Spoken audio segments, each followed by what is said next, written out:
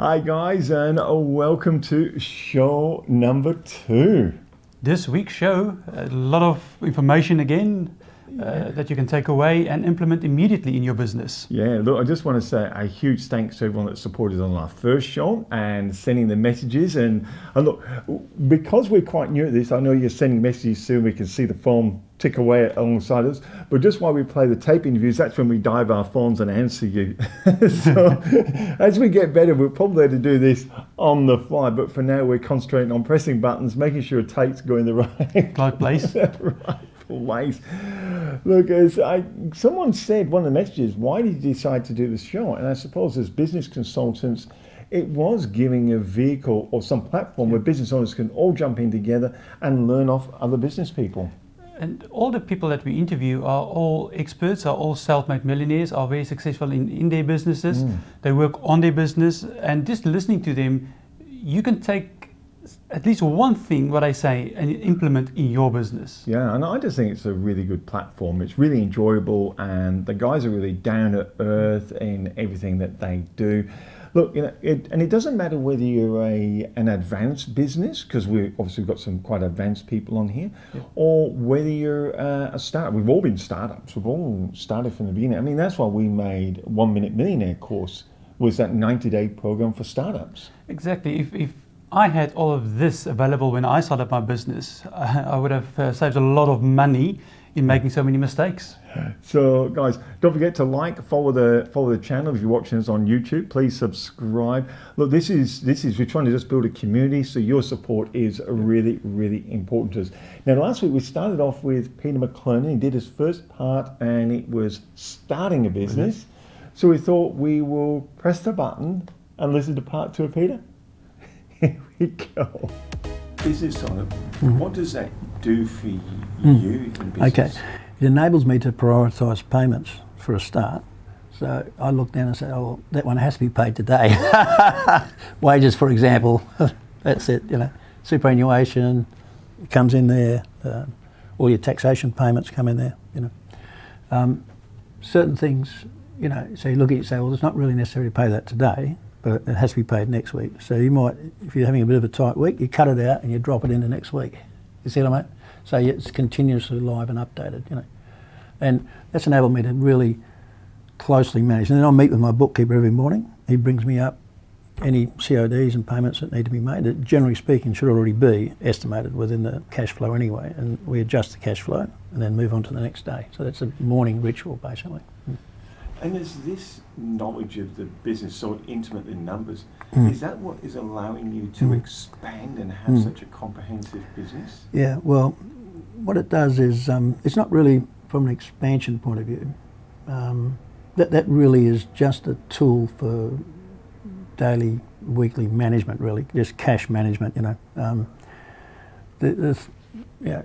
What you're looking for, obviously you're forecasting your income forward, and you're really trying to estimate that pretty closely. So you can't exaggerate that because you're in trouble, you know. I mean, if you don't meet those. So that's got to be a fairly good forecast.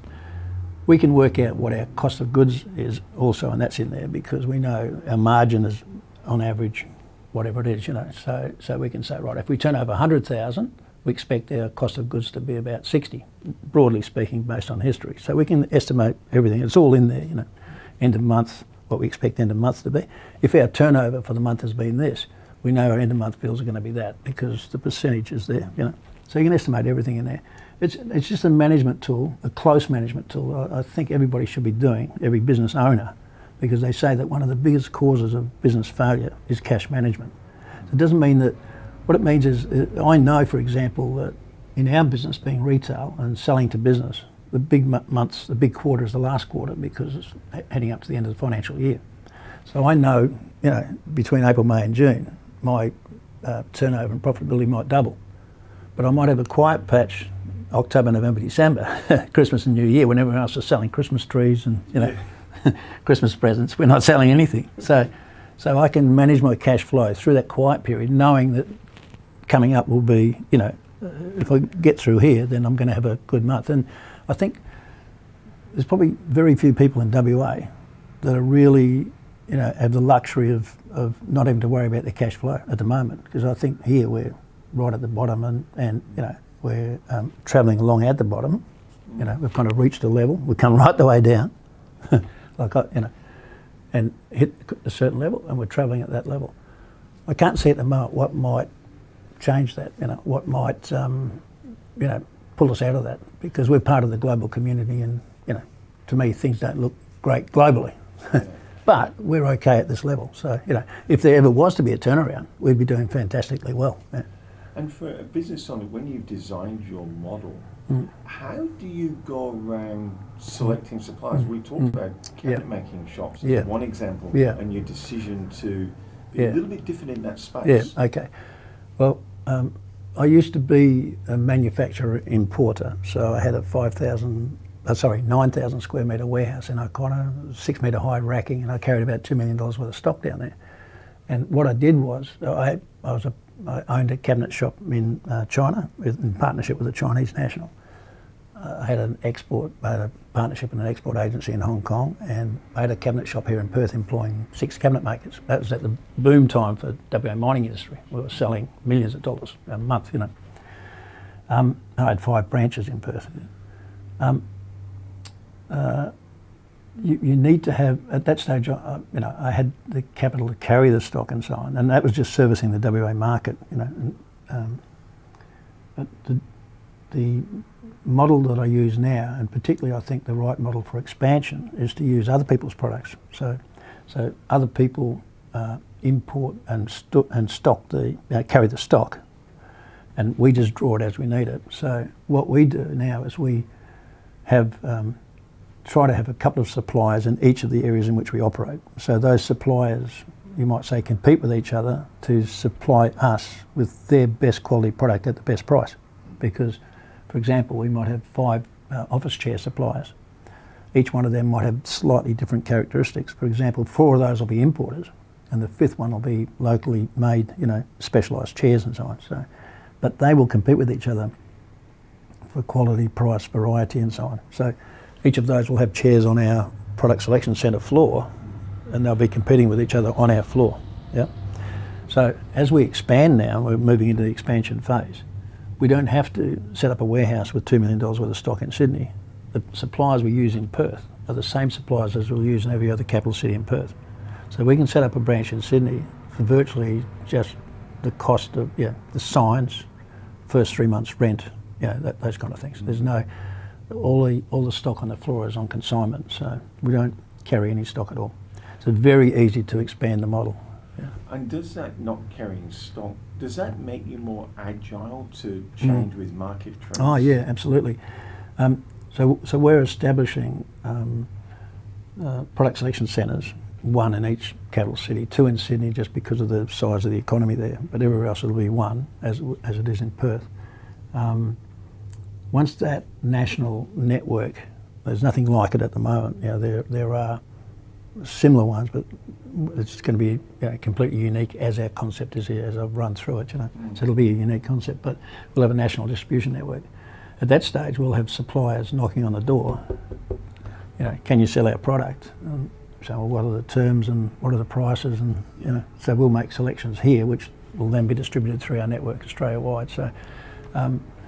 So we'll create even more competition between suppliers for price, quality, and to be displayed on our floors, basically, which will help business generally. Yeah. The one thing I like about your model as well is this giving back attitude. You're actually creating a success centre in these models to help other businesses succeed. Can you tell us a little bit about that? Well, much like Homebase, where people go for advice on building products and so on, it's not just it's a display centre, but also an advice centre.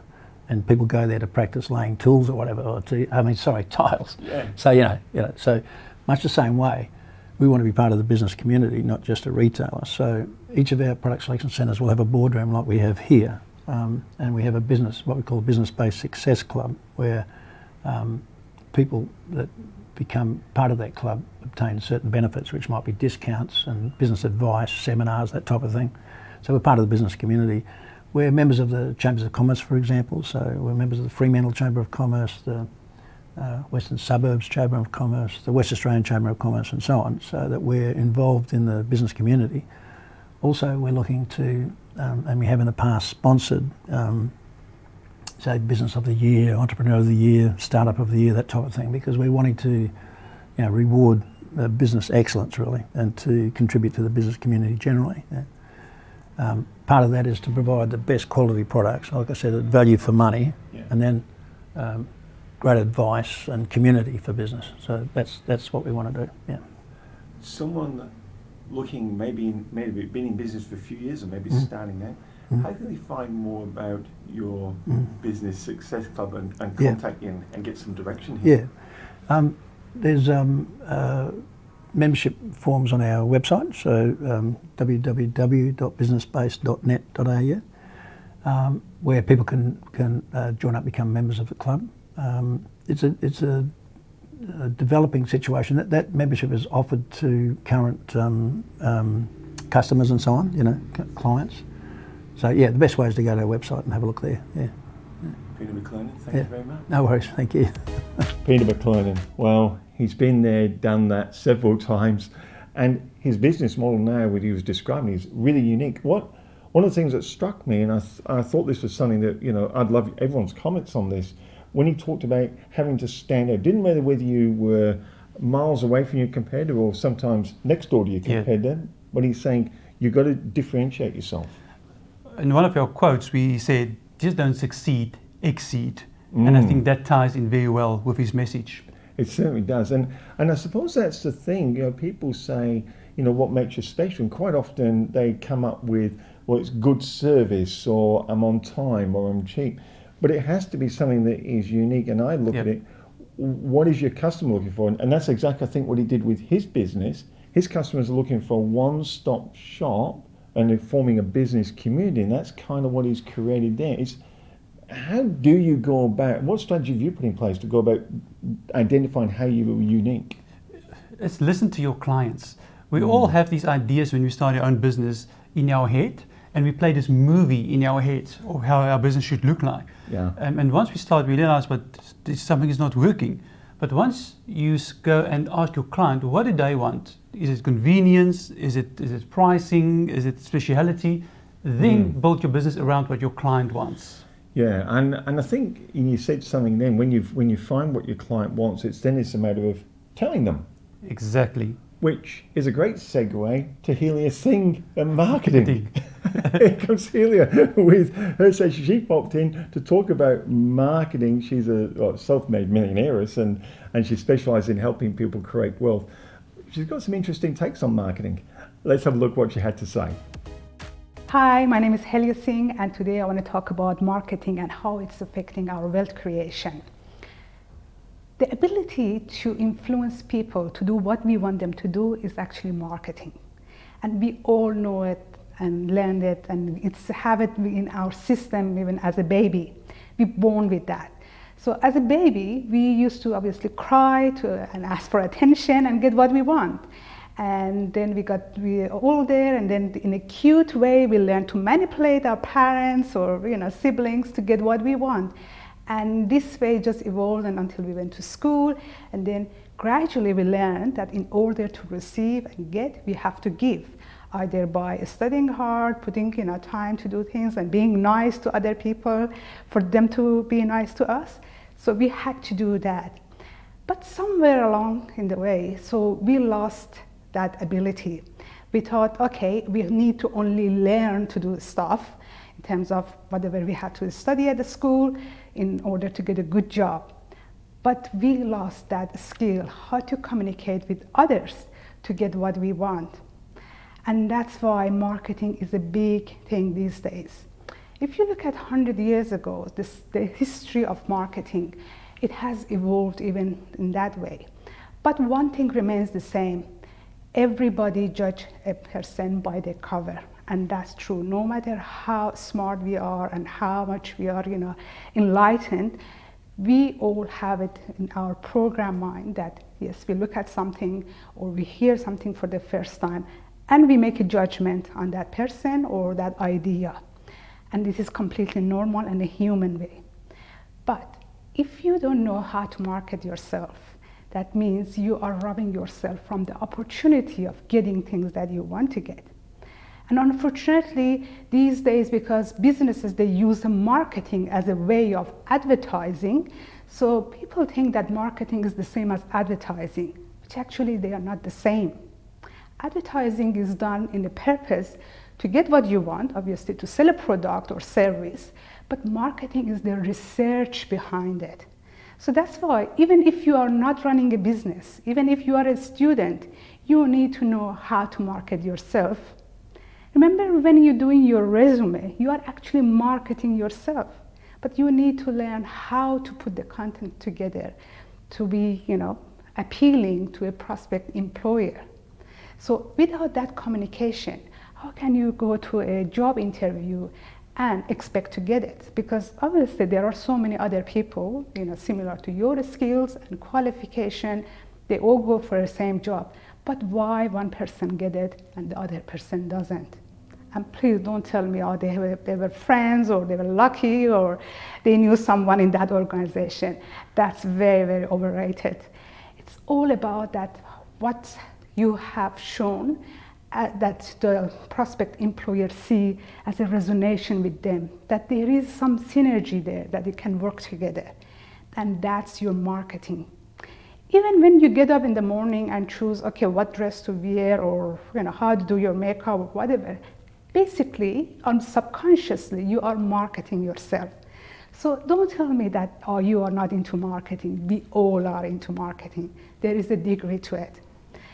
And I had to learn marketing in a big way, because when it comes to technology, I'm very much challenged. So it was very hard for me to do marketing, and especially because of the language barrier, even how to do the content writing and how to communicate with others, and what is my skills and how I can help others. But I learned that from a mentor. I've done a very, very great education on that, just to learn how to market myself.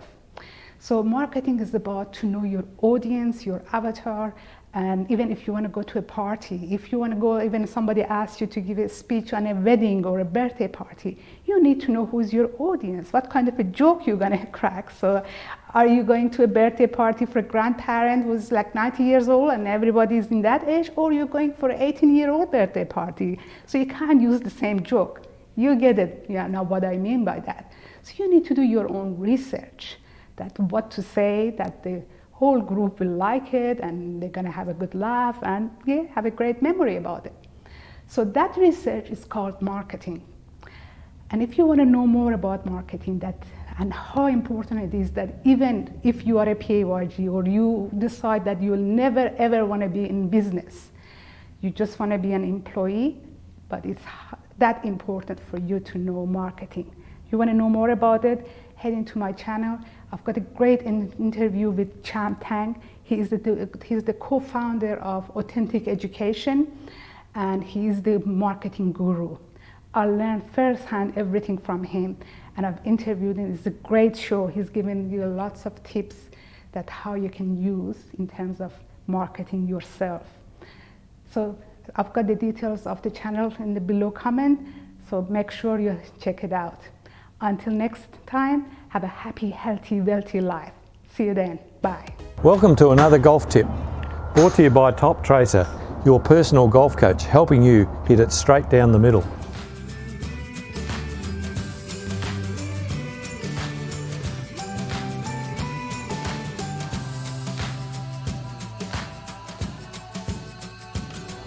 Welcome to this week's lesson, brought to you by Top Tracer. This week we're going to talk about the direction and how we can control how we hit the ball left and right. The main cause and effect of the golf ball going left and right is the club face. We tend to try and worry too much about it with our swing, but really all it is controlling that club face. And that's how we use the technology on the Top Tracer, which gives us that positive feedback. It's said that the breakfast of champions is feedback. So we're looking for the feedback on how we can get the ball to go high, low, left and right. So we'll be able to hit a few shots now And when I hit these shots, you'll be able to see on Top Tracer the effect of the club face being opened and closed and shut, de-lofting, increasing the loft on how it changes the ball flight. When we're hitting the ball, if the club face is open, the ball's going to go left to right. So when I hit this with an open club face, the ball goes left and right. So that one starts off down to the left and then travels around to the right. Conversely of that, if I set up with the club face closed, the ball's probably going to start down the middle and then turn off to the left, which we commonly call a draw or a hook. And you can see how that goes off to the left. The secret then to hitting it straight down the middle is having the club face square at impact, not de-lofting it, not increasing the loft, just having it square there at impact so that the ball goes straight down the middle. Well, I hope you enjoyed that tip, and I look forward to seeing you on Top Tracer on the range here at Whaleback Golf Course in the near future.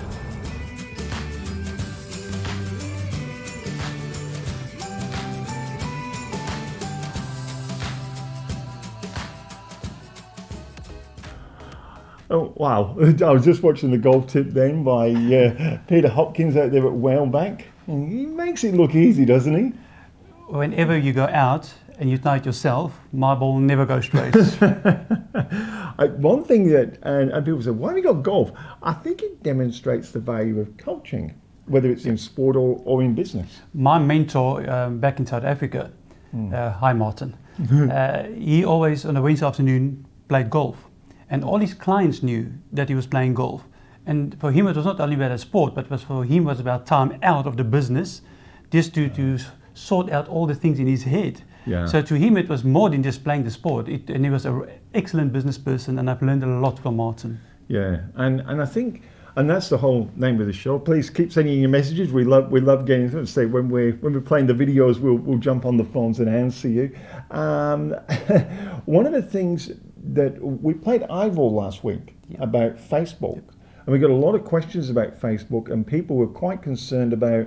I don't know if hijacking is the right word. People hijacking your Facebook page, Gerard? For Facebook especially, the rules change so quickly and so often. It's so important to keep up to date. And listening to Colin, I actually took one or two things away from his discussion for our Facebook page. Yeah, because Colin called in because he works with Ivor pretty closely, and he said, look, what Ivor was saying was really, really good. He said, but what I want to do is just protect people from the start. And we're saying, yeah, and we talked about the hijacking your Facebook page. You've all seen it, all the spams, I've been hacked, don't share it. And he said, look, the rules are pretty simple and the systems are really simple.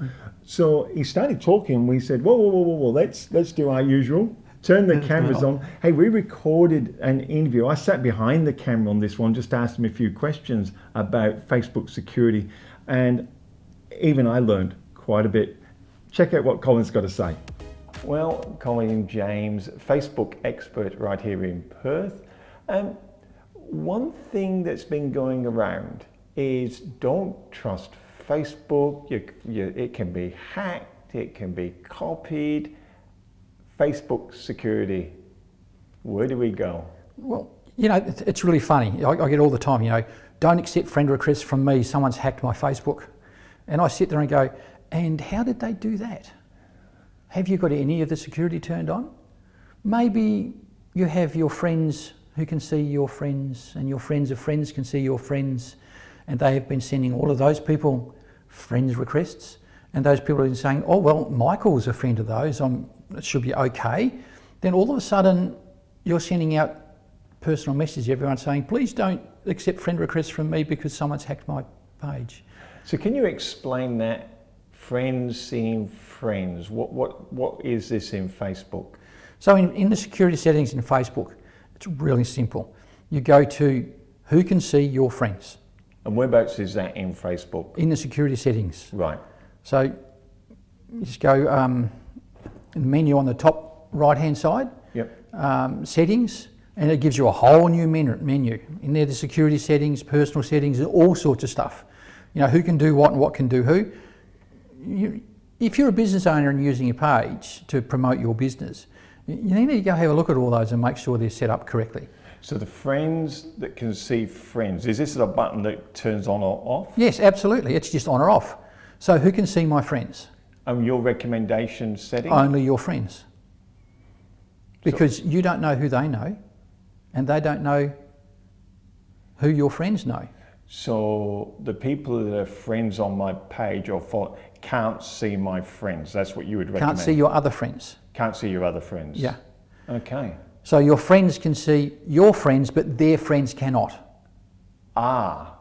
So if they're my friend, they can see my friends, but their friends Can't see your friends. Aha. So that means that somebody who is my friend can't see your friends and can't send them friend requests. And what's the big advantage, or when it comes to security, by turning that button? Is it turn it off? Off. Right. So I only want my friends to be able to see my friends. Right? And you go, okay. Then only people that you have sent friend requests to can see your friends. From a security aspect, when you consult with people, how do you explain the benefits of turning off or the reasons why that should happen? I just show them. I show them and go, here's a friend request from somebody. No photo. It's just a blank thing over there. Okay. I don't know who this guy is. He's got a strange name. I go to his profile. I go and have a look at his profile. I go, I have no idea who this is, and I don't know who the friend is that they're a friend of. Why would I friend them? So I block them, and that's marked as spam. You'll never hear from them again. Some great stuff there by Colin and Facebook security. I wonder how many people now are jumping on their Facebook and going in the security tabs. The wonderful thing for what you've done the last 2 weeks is none of this what we gave you cost money. No. You don't have to spend money to protect your Facebook page. It's just by going into some settings and changing it. Yeah, and I find people like, well, all the people that are on the show, they're so generous, they give their time, and it does take time. They come in and they get in front of cameras, and we have a bit of fun, but it's still, they got to come in here, we got to film them, then it's the editing, so, and then they give their knowledge freely, and the security knowledge, I think, is really, really important. Again, you can take so long to build up your business, and by something small, like not checking your security on Facebook, can destroy everything. Absolutely. The other thing is what can destroy everything really quickly, and this is what happens if something happens to us as a business owner, or happens to you as a business owner. You know, how does the business keep functioning? Have you thought about these things? Now, John Brooms, the Family Business Advisor of the Year, popped in. He's a good friend of ours, and he started talking about a client he was talking to on the phone about the finances. How would the money keep flowing if something happened to them? And I suppose most would just go, it'll just be business as usual, won't it? It's not. I've seen so many times when something happens to one partner, a business can go under, or other family members will come in, which got no interest in the business, and it's just a nightmare. You need to have things in place. And I know when we do our consulting with business owners, it is one of the areas that we have a look at. But John is a real specialist in this area. So yeah, I think he was standing down in our pool room when we turned the cameras on him. I think it was a little bit dark, but hey, it's the content that counts. Check out what John's got to say. How is your business going to keep running if, how does he phrase it? If you get hit by a bus. Hey, check out his website. He's actually got a book. If you were hit by a bus, what would you do if you got hit by a bus? Something like that. It's absolutely fantastic. Let's have a look at what he's got to say. I've only just come off the phone having a conversation with somebody about money. Now, money is something that we all are happy to deal with, especially when we're working in business. We like to know what we've got and what we haven't sometimes. But here's the thing, in this conversation, if you were hit by a bus and we were talking about money, think about these things. I wrote them down so I could make sure that we got them for you. Who besides you can access the money? It might be the company accountant. It might be your wife or your husband. It could even be the trusted bookkeeper. But you need to know who actually has access to the bank accounts and has the ability to play with petty cash. And I don't mean play it with petty cash as a game, I'm talking the serious operation of your business. So who can access the money? The next question we came up with was, what checks and balances do you have in your system to ensure that the bills get paid, not just the person who's got access to that bank account? It's an important part to know who has that permission, that responsibility to pay the clients, to make sure that your customers are actually paying the bills so that you've got money in the bank to keep the business rolling. The next thing we thought about was the bank. Do you have some sort of authorization set up with the bank? And if so, how many people are authorised to sign or to allow transactions to occur over the internet? Some people will have FOBs, some people will have other ways of making sure those payments that they have out of their account work. So you'll need to know what sort of authorisations are in line with your bank. And the last thing, which is really very, very important in my mind, is if you were hit by that bus and you died, is the authorisation that you have with the bank voided in any way?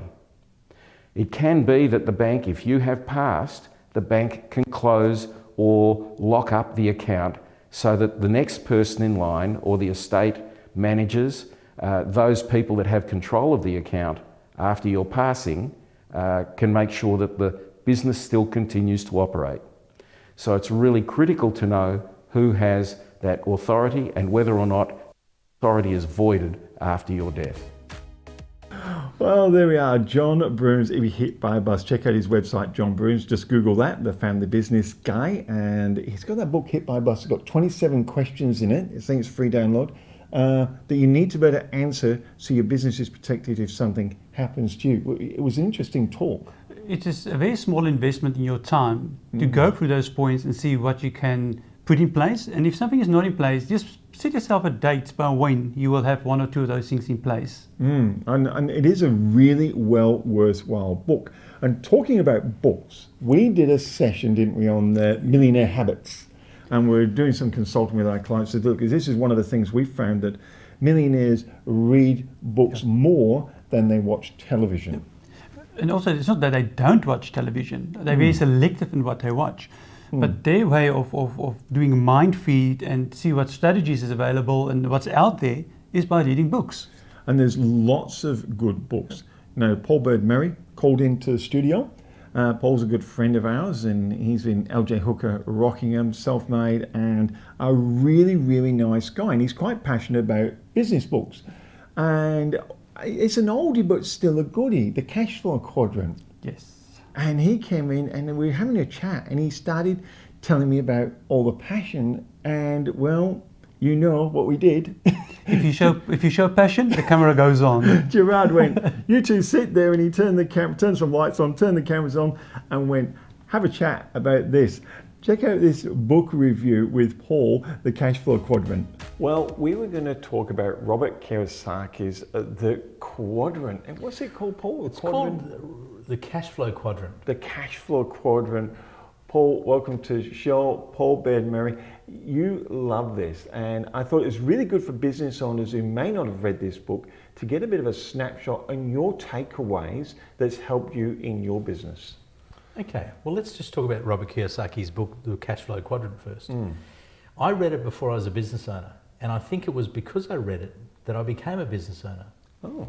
Yeah, it goes through the different quadrants, and it goes through the first quadrant being employed by somebody and paying your tax along the way, your PAYG tax. Yep. However, it goes then from there to the next quadrant, which is to be employed like a self-employed, like let's say a plumber that has his ute and he's got his tools in the back and he goes out there and he's employed with him being the main employer, or the employee, the employer, the whole lot. He's the one-man band. And then it goes to the next stage, which is you own a business and you're actually employed within that business, and you have people working within that business with you, and that business is functioning with you there and with you away, it still functions. Yeah. And then the next stage, the last quadrant, was that you've actually built up a degree of wealth, and that wealth now allows you the freedom to actually give up work at a younger age and have investments provide you with income. So looking at cash flow quadrant, when you first read it, and you said that's what motivated you to get into business in the first place, but there must be some people who may look at that and it may feel them with a little bit of trepidation, doubts. Was there any fear factor in there? Did you ever think, oh, is it worth this risk going into business for yourself? Absolutely, and I think that risk is the greatest challenge that most people face when getting out of a paid job into business. Whether they're going from a paid job into getting that van and driving around and being the electrician or the plumber or the tiler or whatever they may be, or buying into a business where you've got staff and you've got infrastructure and you've got a lease on a building and you've got, you know, customers coming and going. So there is that fear factor. However, the book takes you through that, and it explains in actual fact that being employed by somebody is a risk in itself. When you're employed by a company and that company decides that we want to downsize or change our strategy, and they look at departments and look at people that are within the company and they just shed their staff, you're in that situation. Yeah. If you create and control your own business, you're actually in a position where you can have the freedom to pick and choose the days you work and the hours you work and the type of environment you work in. However, if you do injure yourself and you get hit by a car and you break your legs, of course your business stops working. Yeah. And the next step is, of course, buying that bigger business, which actually has the wheels in motion and it keeps going. That was exciting, I think, to have that. And and it is scary, and it is a step out of your comfort zone. But the book does take you through those stages. But what you'll find is that it's like life, I suppose, is that there's these layers upon layers of confidence that you build as you go along. So you learn a lesson and you add that to your repertoire. You learn another lesson, you add it to the repertoire. And you build this confidence to the point where no matter what challenge comes along, you think, well, I've faced all these other challenges, I can handle this as well. You know, when you read books like that and you hear what they're talking about, we talk about confidence helps you with the confidence. And most business people get into business for wealth creation. And I know it's the people say, oh, you shouldn't talk about that. But we do get into business for wealth creation. One thing that when I was first reading that book myself, what struck me was if I got into business and all I did was work for myself, I was just stuck on an hourly rate. And someone gave me a test and said, so you want to earn $1 million for the year, what's your hourly rate? I'm working, you're only about a third effective during a day and you only work 40 something weeks in a year. It worked out my hourly rate had to be $1,500 an hour. And I kind of went, I don't think that's going to work for me. Did you go through this similar thing and realize it takes employees if you really want to create real wealth creation? Can we pause there? It's a tricky question, isn't it? It is a tricky question. Can we just ask me that one more time? So when I went through that book and I realized that for earning $1 million, it was going to be $1,500 an hour, and I went, that's going to be a challenge for me. It was then I realized that if I wanted to create real wealth creation, I had to have employees and help employees actually create their wealth. Is that something you realized when you read the book? Yes, I do believe I realised that. However, it wasn't my most sort of main thought process. Okay. My thought process which got me interested was the fact that when you have your own business, you can purchase the business in a different entity, and that business can be then, I suppose the business is, in my case, it's in a family trust. Right. So the family trust then has tax benefits to it. And so one of the things that I learned from Robert Kiyosaki's book is the two biggest bills we normally have is our mortgage and our tax bill. Right. So by actually having the structures right will help you when it comes to how much money you end up getting at the end of the day. So there was some of the takeaways you started taking. When you actually took the journey into buying your own business, what do you think was the catalyst? Where did your confidence, you said confidence was important, where did your actual confidence come from to go, this is worth the risk, I'm going to go for it? I think I was in a fortunate position where I could see lots of operators in the business industry that I purchased into. And right. I compared myself with some of those other operators and I thought, if they can do it, I can do it. So you looked and went, okay, I'm picking an industry that there's people already being successful in. Yes. And then you looked at those successful people and kind of tried to benchmark yourself alongside them, and off that you went, fine, I'm as good as. Correct. That's an interesting philosophy. If someone's looking at going in business, is that something you'd advise? Look at the industry as a whole and see there's other people already being successful in it? Absolutely. I mean, before I bought into the business, what I did is I questioned a lot of people. I spoke to a lot of different business people in that business. How do they set up the business? What structure did they use? Did they have a family trust? Did they buy it in a company name? Did they buy it in their own name? Were they a partnership? Were they a business?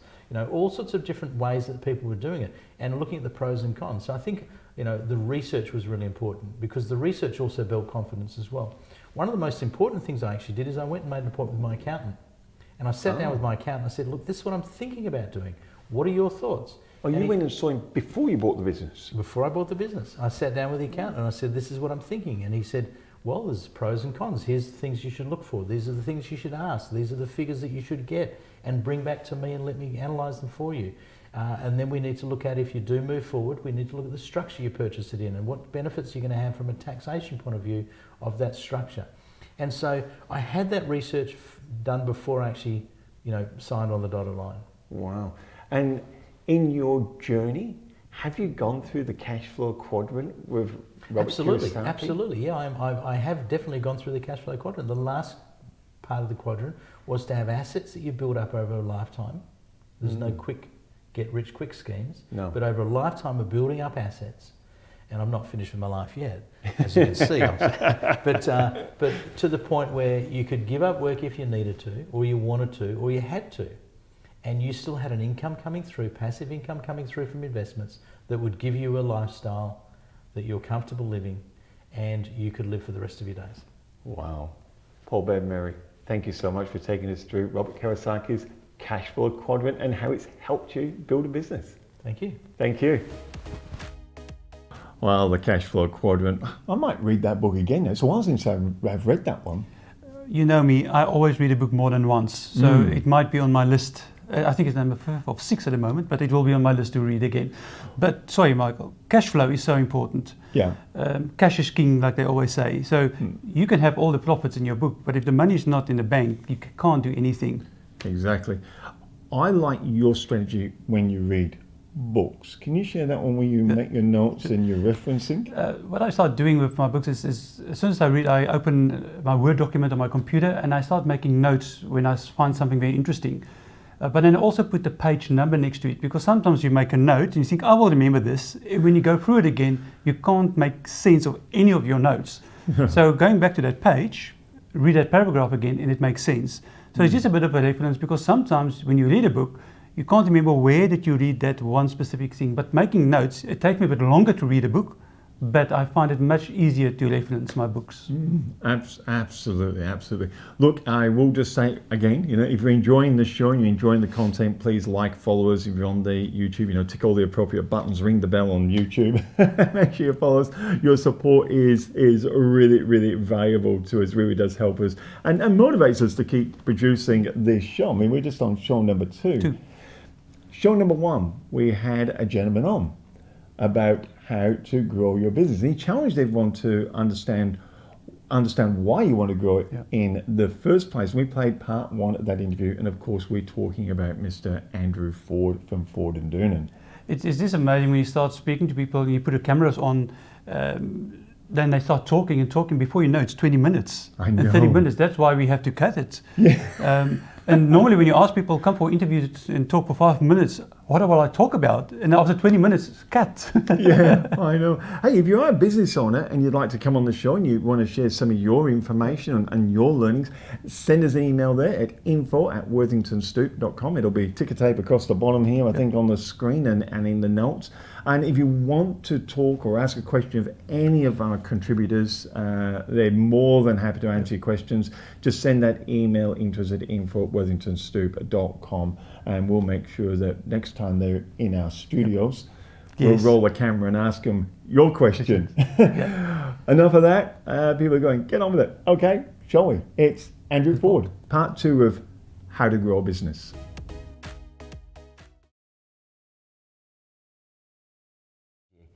When you and Kyle built a Ford and Doonan, and you started off as air refrigerator, you're a mechanics, weren't you? You used to refrigeration mechanics, yep. You did all the servicing.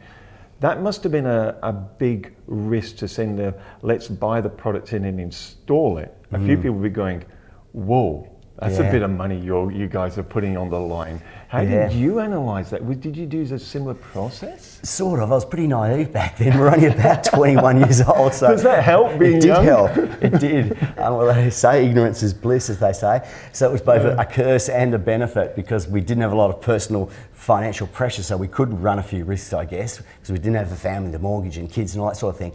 But you're right, and we did go into, but we started very slowly into that space. So when we diversified from purely a service business into a sales and installation, and as you said, Michael, we need more capital to fund that. Yeah. We're very slow on that. So I mean, one of our early clients was actually the ABC Studios, not far from where they used to be down the road here. Yeah. And we were paranoid about it. It was a big contract back then. It was like $20,000, you know, it was like, and we were, how are we going to make sure we get paid? So we'd set up that already, make sure we could get paid quickly before we had to pay our supplier back out. So, but that was in my particular situation. It's not always as controllable as that, of course. If you're out to the public, you're in debtors and that, it's not as easy to rein it in. It must be good though when a business owner sits down with you, because you've been through a journey, even though you say, well, it may not be the same, but you know what you're looking for. Do you find that's when people go to have business growth, sometimes they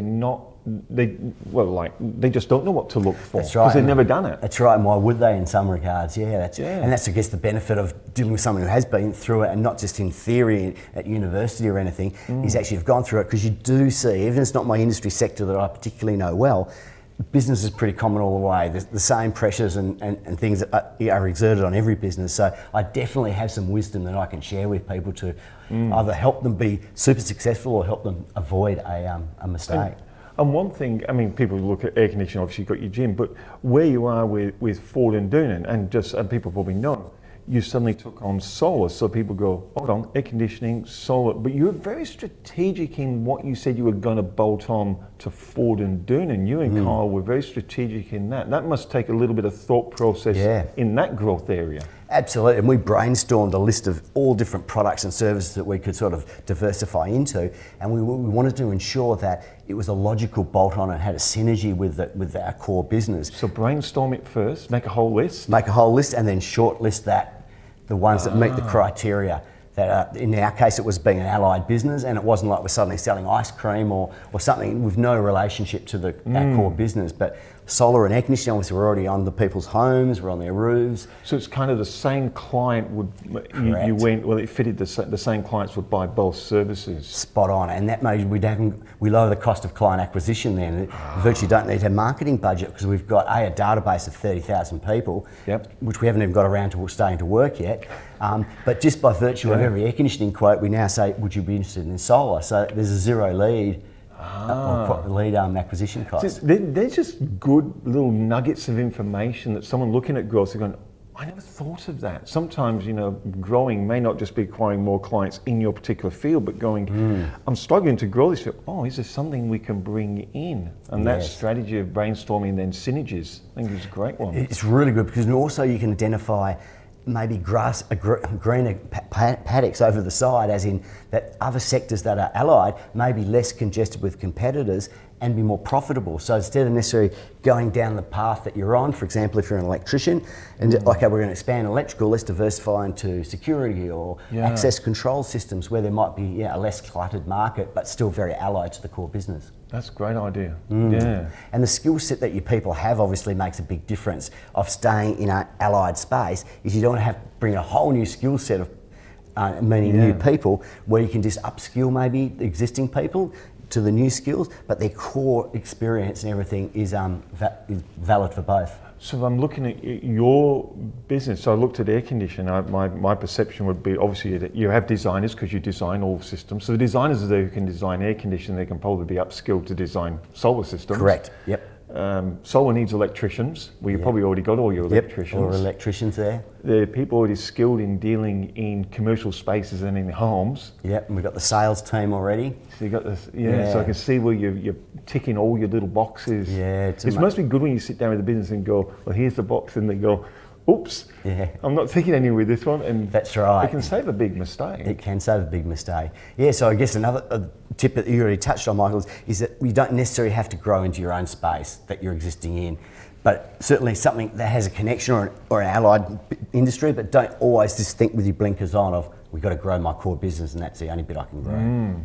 Yeah, because I mean, and that must have been a challenge because Ford been doing what, 35 years? 35 Would it be years this right? year, yep. 2020, 35 years. So obviously you've drawn a huge chunk of the market, and it must have been, your question is, how much more of this can we get? And it's probably, is that what led to the decision? Yeah, Let's look it for something is, else? because we did analyse our market share, and the cost of getting more market share, it becomes sort of, it's not a linear scale sort of thing. It's grabbing market share might cost X, but to grab the next bit might cost Y, and it'd be twice what the first value is. Yeah. Because you've already got a core. You really got to get the clients from other people. So you've either got to acquire a business, and that's a great way of considering growth too, is to buy out a competitor, or look for something on allied, like we said before.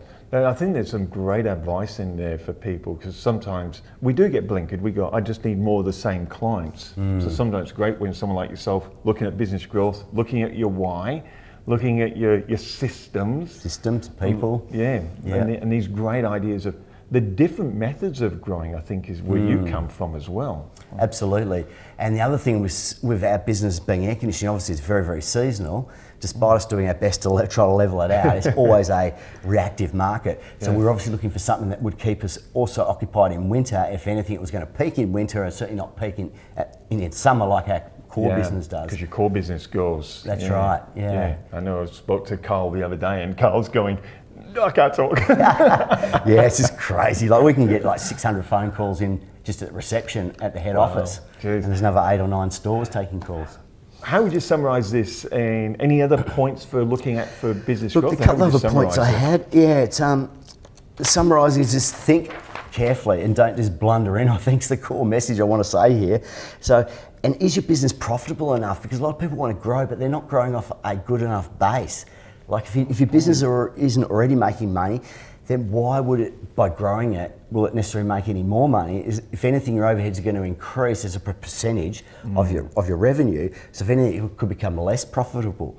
Because as you grow the business, you need sort of more middle management that aren't generating an income themselves. Yeah. So suddenly you need an HR manager, you need a general manager. As a smaller business, you would not need that necessarily because the owner would be doing that. Yeah. But now everyone's got more work, we've got to get the middle management in. And that can take a big hit to the profitability. So firstly, is your business profitable enough? And the last point I'd like to make is how much larger do you want to go? Or do you want to grow, I should say. So there's a big difference between I want to grow my business 10% versus I want to double my business. And that's a big question we should have probably covered off earlier. A 10% or 5% growth should almost be automatic that you're trying to do that just to keep up with inflation and all the other reasons. But if it's only that, then there's a big difference in the amount of systems, money required, all the things we touched on earlier, versus doubling the business. And it's much easier, of course, to double a small business than it is to double a large business. Wow. Incredible. Absolutely great advice, Andrew. Obviously, Andrew's details are below. Shoot your question if they need to ask you something. Love to help everyone. Just please email a question or through the link. Fantastic. Andrew Ford, great, with great business advice on how to grow your business.